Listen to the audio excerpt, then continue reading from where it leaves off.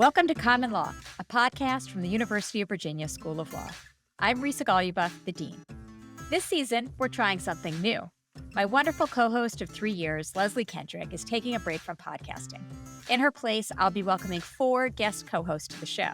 It's like we're assembling a whole legal team, and each member of the team is going to help us look at their area of the law and the scholars they know through the lens of their expertise. So for that reason, we're calling this season Co-Counsel. This season's co-counsel hosts include experts in business law, law and psychology, privacy and technology, and constitutional law and governmental structure.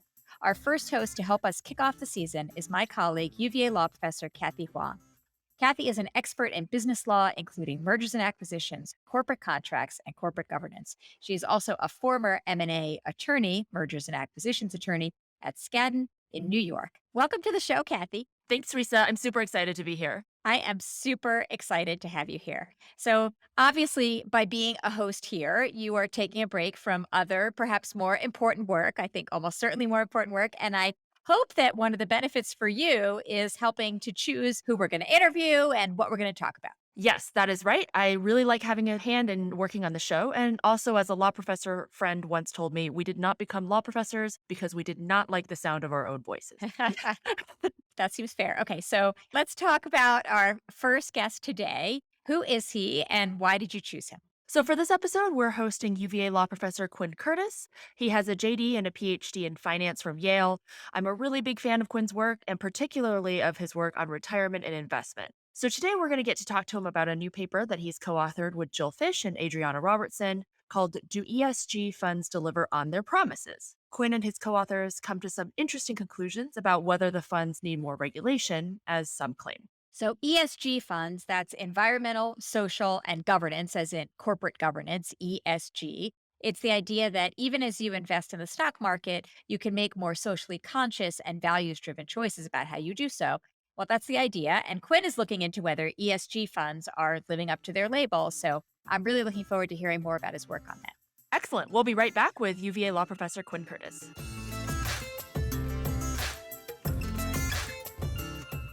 Quinn, thank you so much for joining us.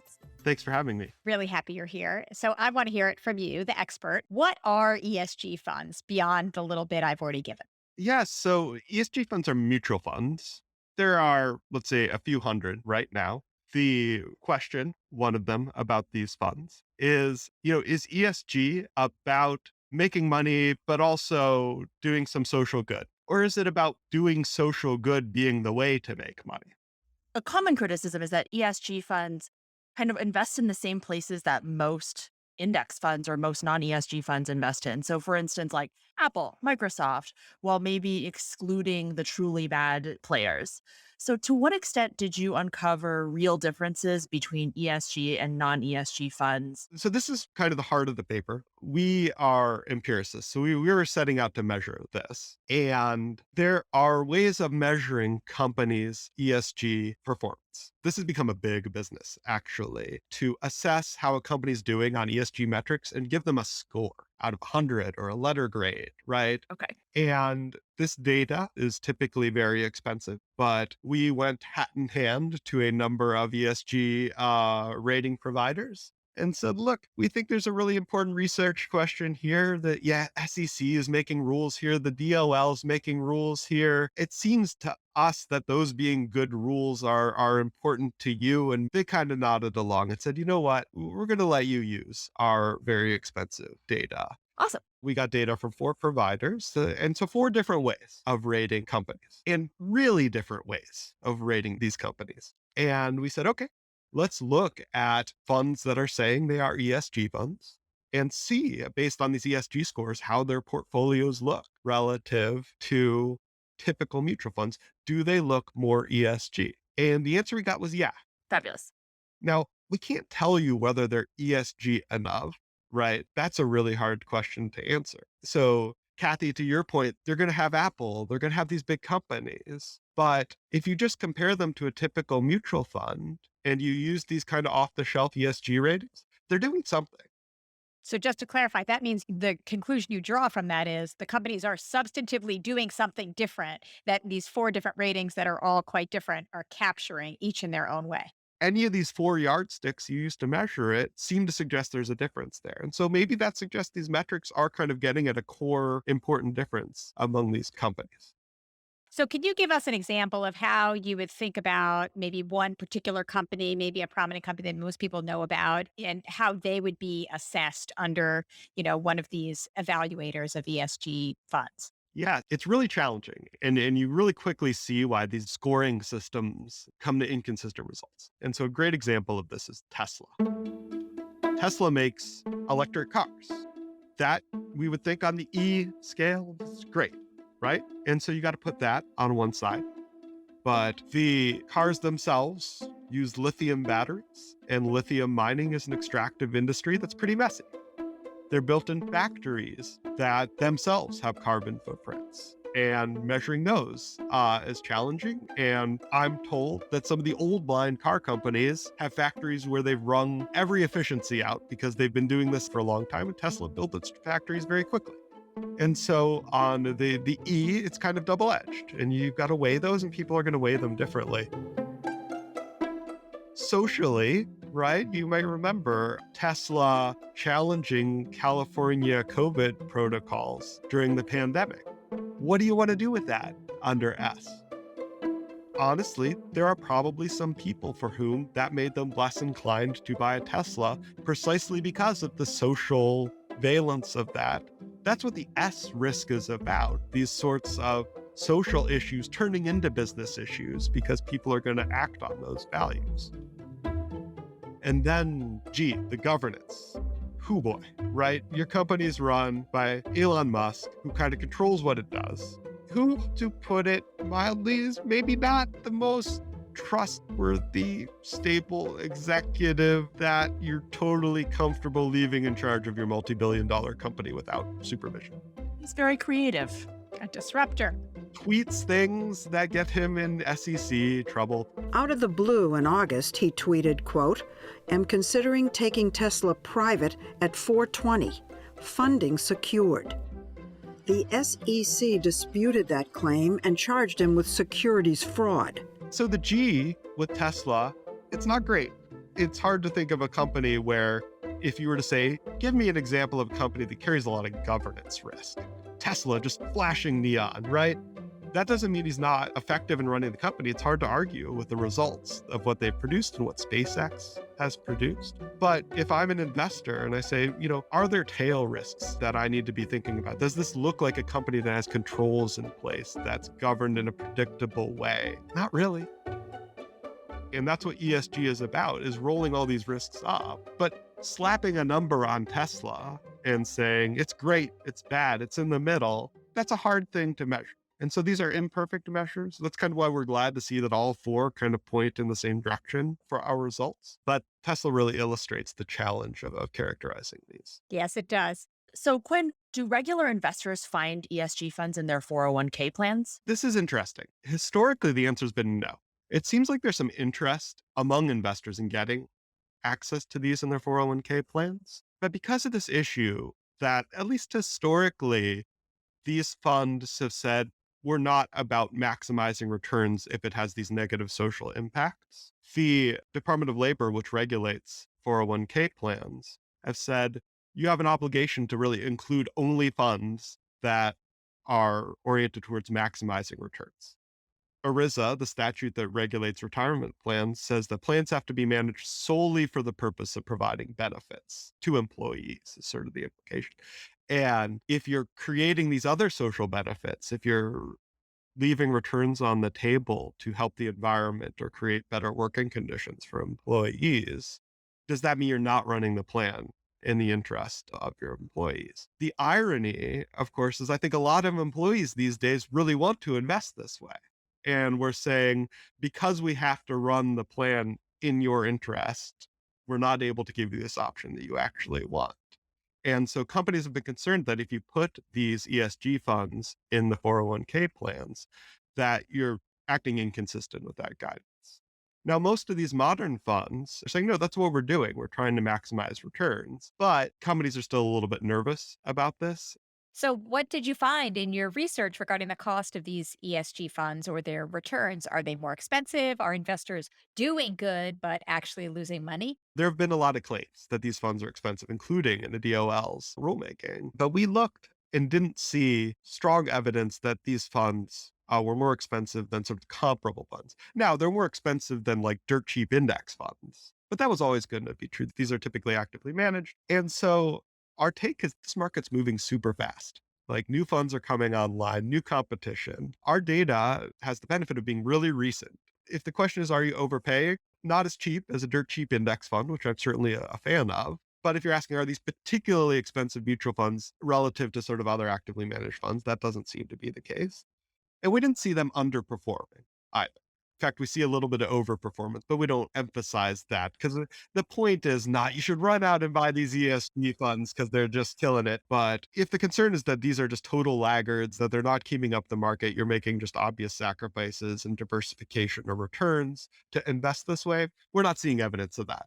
My understanding from your paper, Quinn, is that there are the Department of Labor concerns about 401k plans, and those are a particular kind of regulatory concern, right? Are you maximizing returns per the statute? Yes. But then there's a whole separate set of regulatory concerns that the SEC has. So, can you talk about what those are and how they relate to this conversation? Yeah, you could frame the Department of Labor concerns as what are you giving up to get these funds? Are you giving up returns? Okay. The SEC concerns are more what are you getting?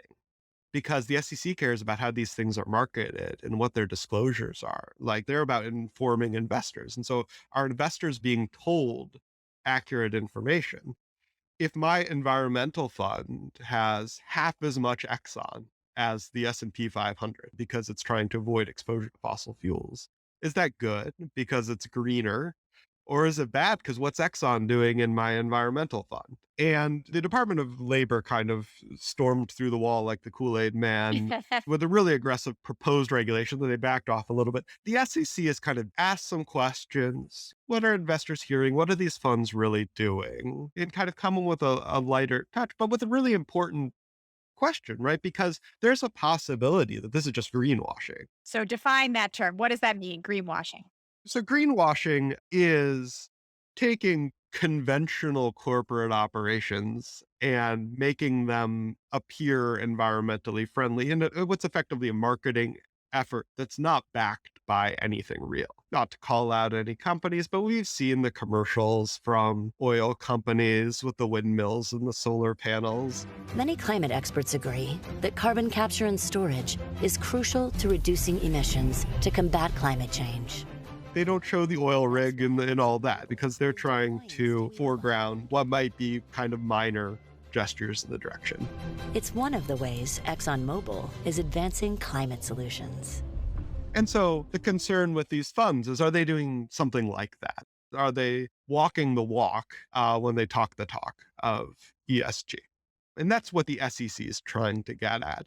And so we looked at sort of the DOL side, we looked at the SEC side. We just didn't see a lot of evidence that there's a problem that requires regulators to drop everything and run to address what's going on in the ESG space. You've got another paper that you co-wrote with our colleague Mahal Barzuza and David Weber, in which you say you noticed something special about index funds in particular, and how they were pressing these ESG issues as a way of maybe attracting millennial investors. Is that right? Yeah, so we were initially kind of confused because the reputation of index funds is they're sort of commodities. You buy them, you hold them, you want the lowest possible price. Why, of all funds, are they the ones that are pressing these issues? And the conclusion we came to is that it wasn't just marketing. They were really voting to press forward diversity initially, and more recently, a lot of stuff around climate change. They were trying to position themselves to attract millennial investors because the millennial generation finds these ESG issues really compelling. They find it compelling as investors, but also as consumers, also as employees. They don't delineate their economic life and their political life as separate spheres in the way that maybe their parents did. I think an important part of the dynamic here with millennials is that their retirement seems very distant to them. The threat of climate change looms large in their minds, and they've lived with it their entire lives. So for them, thinking about retirement isn't just, can I get enough money to stop working for the last so many years of my life, but what kind of world am I going to retire in? There is a case to be made for them that returns need to be balanced with some of these environmental goals. But then there's an argument to be made too, that if you look across the entire economy, that uninhibited burning of fossil fuels might support Exxon's stock price in the short term, but I'm an investor of the entire market for my retirement. And if companies constantly have to mitigate the impacts of climate change, that's incredibly expensive. And so this is in part driven by funds that say, look, we hold lots of different companies. And yeah, you might suffer under regulations to rein in emissions, but we've got 50 other companies that will suffer in a changing climate. And just in terms of maximizing the value of that portfolio, we need to be thinking about these types of impacts. So, Cathy, you're a millennial, right? Quinn, are you also a millennial? I was going to say, I think Quinn and I are both millennials. What they say about millennials is millennials have really grown up with the internet. I was probably 12 years old when my family got our dial-up internet connection. That's not an experience that most of the millennial generation shares. But I'm not much older than the oldest millennial, so I don't think it's out of line to count me.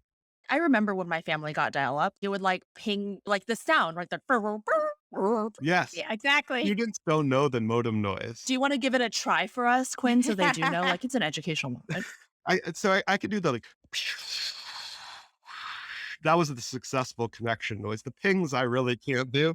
But you remember when you got the sound that you knew.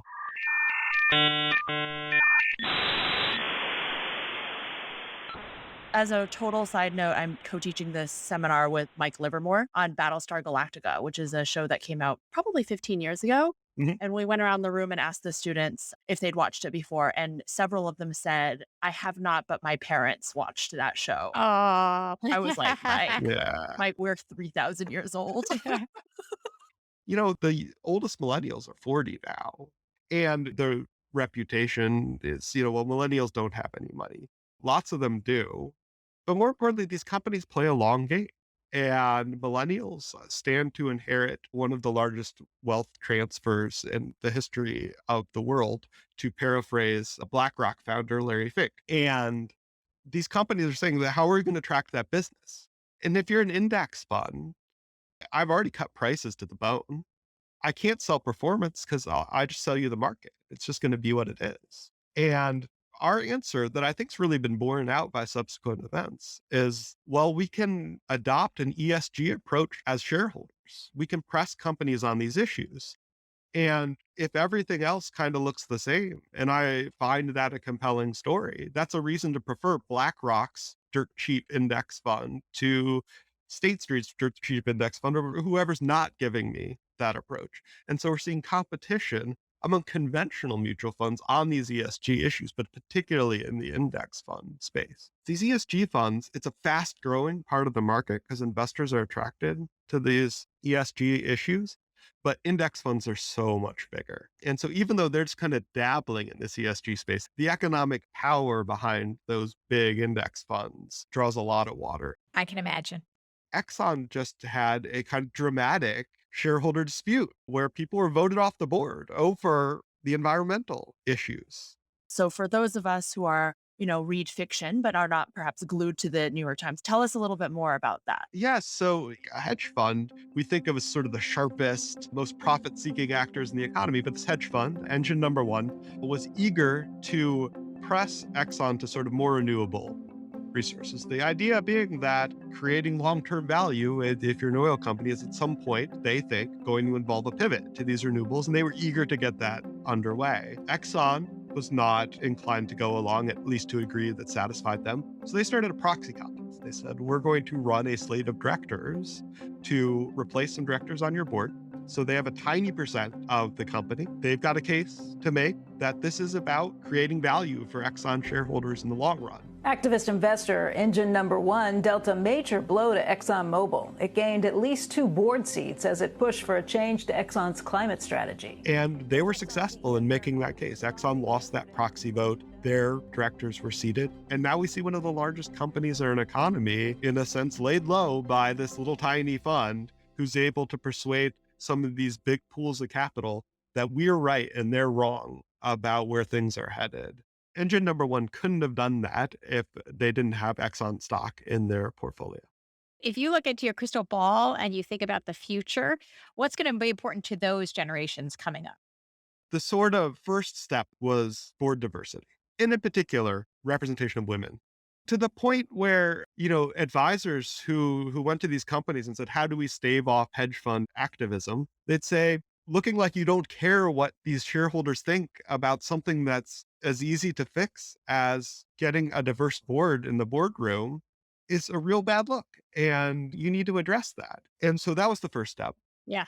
When Michal and David and I started working on our paper on millennials and index funds, I had this concern in the background. Is this really about ESG generally, or is this really just going to end up being this one issue, board diversity? But we could see that the climate change stuff was kind of coming. And so climate has, just in the last 18 months, 2 years, sort of rocketed to the front.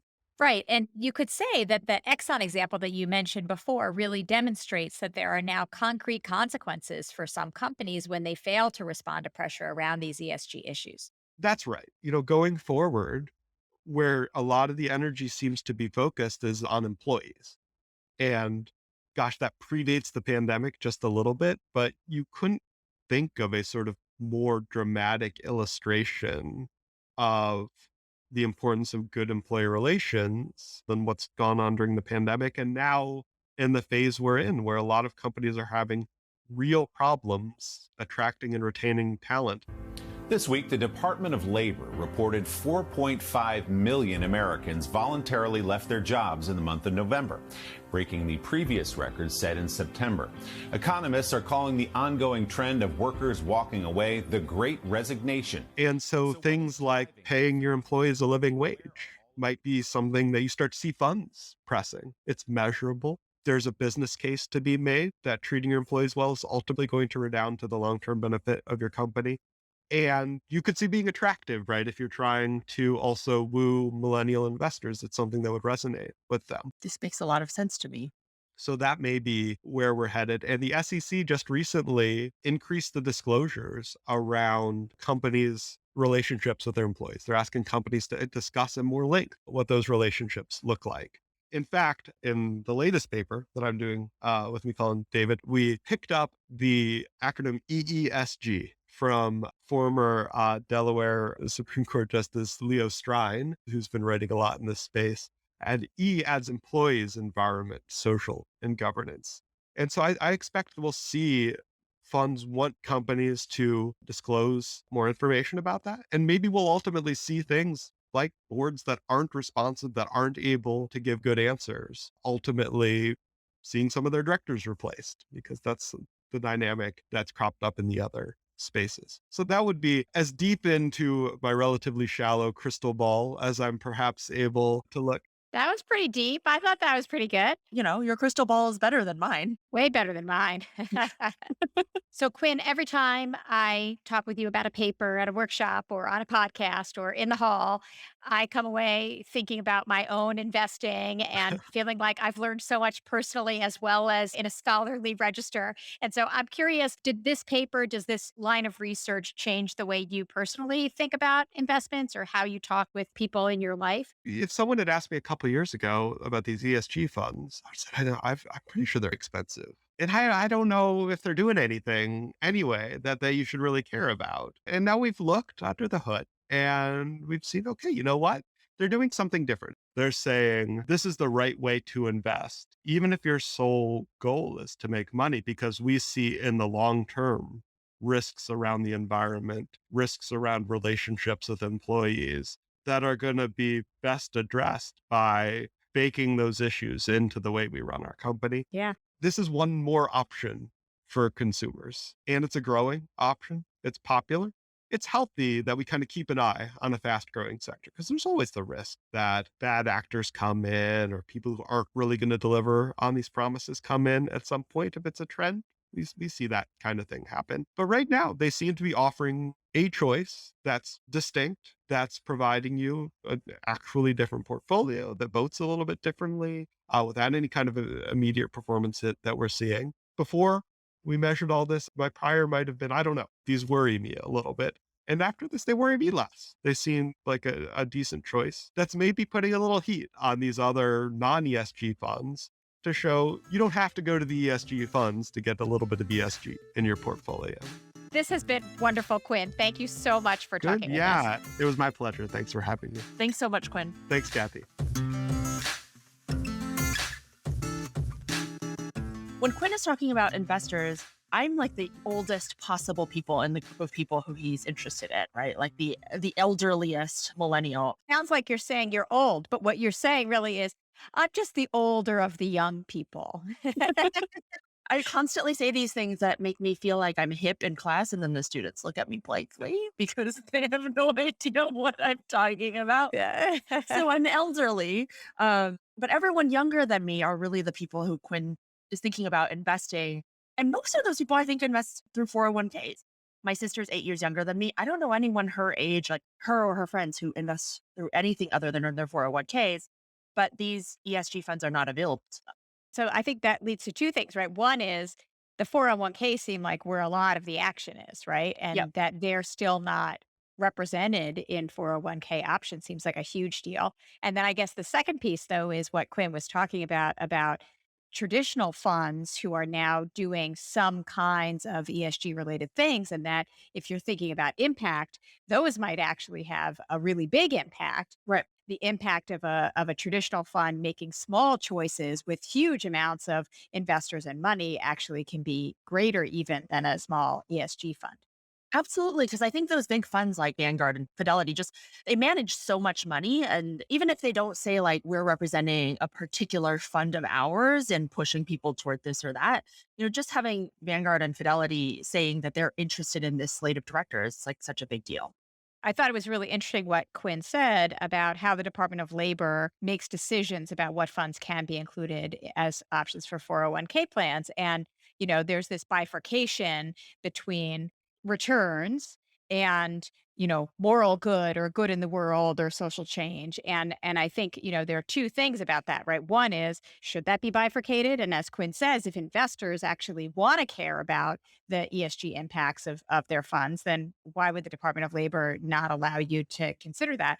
But then the second point I thought he was making was that, in fact, there isn't really evidence that these funds aren't good investments, right? The returns look good. And that, in fact, there are arguments to be made that in the long run, these funds might create better returns, right? And be the more economically and financially attractive. Absolutely. And I think his example, especially of like the oil and gas space, makes so much sense, right? Because like it's a balance between kind of short-term returns and long-term returns. Especially if you're in an area with a non-renewable resource, really like pivoting to a renewable resource is both kind of fitting with ESG values and also presumably going to have longer returns over time. I agree completely. Thanks, Cathy. Thanks so much. This was fun. That does it for this episode of Common Law. If you'd like more information on Quinn Curtis's work on ESG funds, visit our website, commonlawpodcast.com. There, you'll find links to all of our past episodes, our Twitter feed, and more. And in 2 weeks, my co-host John Harrison and I welcome University of Alabama law professor Tara Lee Grove, who will give us the inside scoop on her time serving on the Presidential Commission on the Supreme Court of the United States. So, would I do it again? It may be a little too soon to ask me. I'm suffering from a little bit of PTSD. We can't wait to share that with you. I'm Risa Goluboff. And I'm Cathy Hwang. Thanks for joining us.